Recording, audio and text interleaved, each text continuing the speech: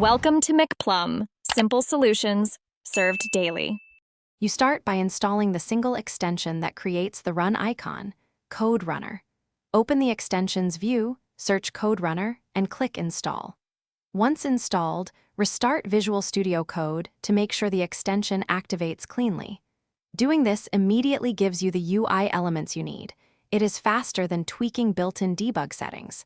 Make sure your file has a recognizable language file type, since the extension shows the run icon only for supported languages like JavaScript, Python, or C++.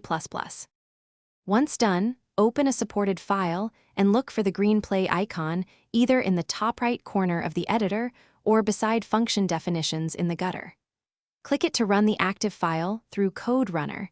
This uses the configured interpreter or compiler.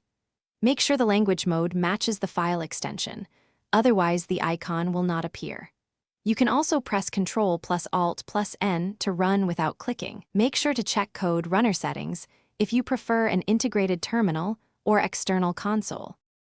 To finish, open Settings and customize Code Runner. Enable Use Integrated Terminal to see program input, or change the executor map for custom commands. If the run icon does not appear, reload the window or uninstall and reinstall the extension. Sometimes conflict with other extensions hides UI elements.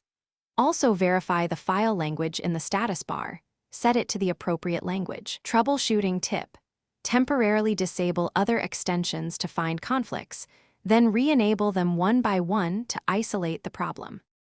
Thanks for watching. Stay juicy and subscribe.